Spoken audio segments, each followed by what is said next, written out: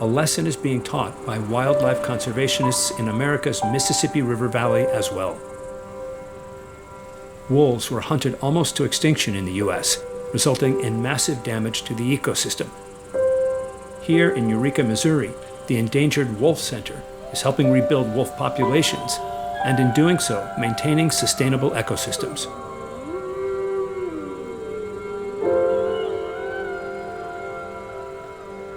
I'm Regina Masati.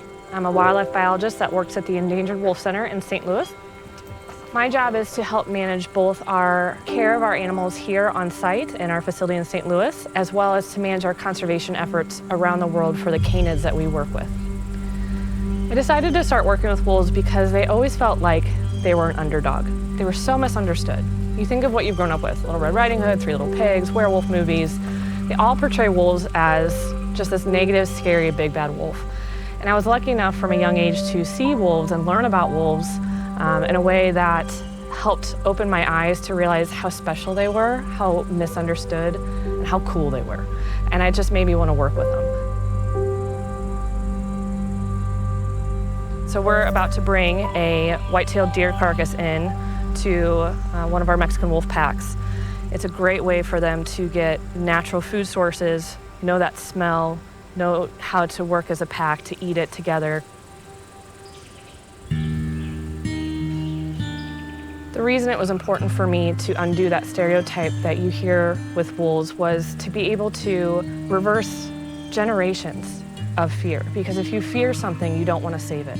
They are not the big bad wolf that you see on movie screens. They're actually very shy. They want nothing to do with people. They run away from people when you see them in the wild, and that's a good thing. That's what we want them to do because it helps keep them safe. Our deer are donated by a local hunting group that are a group of bow hunters that help cull the deer herds here in Missouri. There are way too many deer here because we don't have any predators left. We don't have any wolves or very few mountain lions, bears. And so our deer population has skyrocketed. And so a local hunting group helps lower the numbers back to a healthy level, and they donate the deer to us to help with conservation, which helps us prepare our wolves for a life in the wild.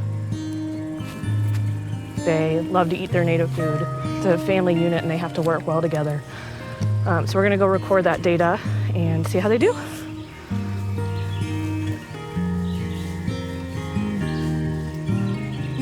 So one of the other coolest aspects about wolves is how important of a role they play in keeping our ecosystems healthy. They are what's called a keystone species.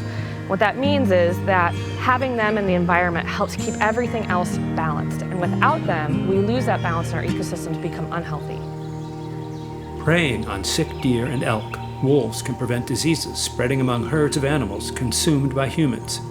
One of the best examples of this is when they released gray wolves into Yellowstone National Park in the United States. Wolves were native to that area, but had been hunted to extinction and hadn't been in Yellowstone for probably over 70 years. When the wolf came back, they started to bring that elk population back to a healthy level. They didn't decimate the population, which was a big fear of locals in the area. When that happened, they started to see plants come back that they hadn't seen in a long time, and then that led to different species coming back that they hadn't seen in a long time, and just the diversity of wildlife flourished. In 1990, 14 wolves were released into Yellowstone Park. Today, that population has grown to more than 120 wolves in 9 different packs.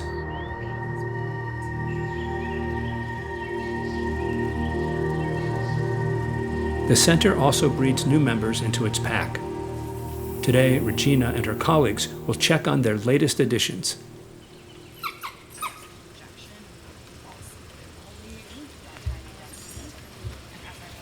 This is a foot bath to make sure we don't bring any pathogens in so that we can keep our puppies safe and healthy. One of the things that most people are surprised about is that we can actually go in and check the pups when there are adult wolves in with us. But that natural fear of people makes mom and dad run away, and that's why we get in there, get in real quick, give them their vaccines, and get out so that mom and dad can come back and take care of them. The first den, the non-use den first. So we don't habituate our animals. We don't hand feed them, we don't pet them, we don't talk to them. And the reason for that is because wolves are naturally shy and naturally afraid of people. They run away from people. And that's a really important skill set to keep because it helps keep that wolf safe. They don't walk up to the wrong person in the wild and accidentally get hurt or shot. This is an American red wolf puppy, about 2 weeks old.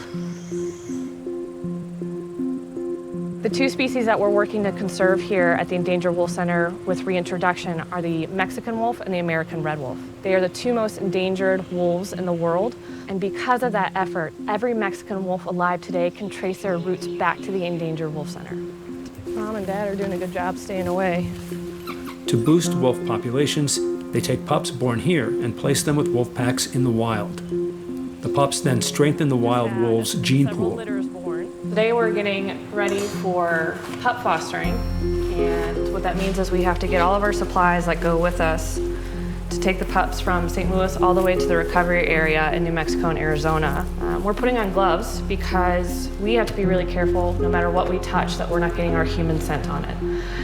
The reason that's important is we want to make these puppies blend into the new den that they're staying into so that they don't smell too different.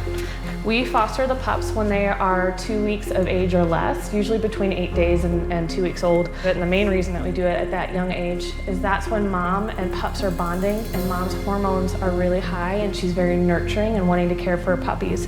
So if we put a few extra puppies into her den, she won't care and she'll take care of them as if they're her own. So it's a really good process to be able to plan that out and time it during that time. The center places the wolf pups in the wild twice a year.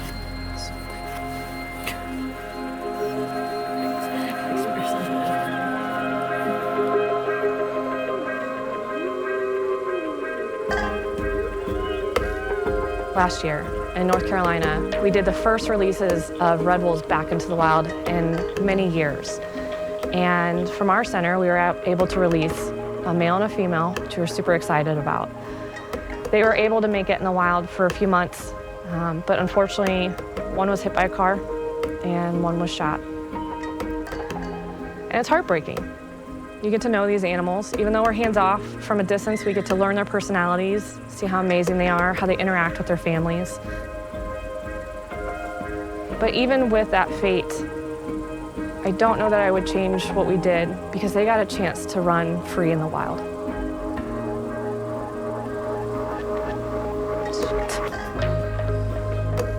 Even though they met that fate, we released 2 other wolves at the same time, and those guys got to live on, and we had the first wild red wolf litter born in the wild this year in North Carolina.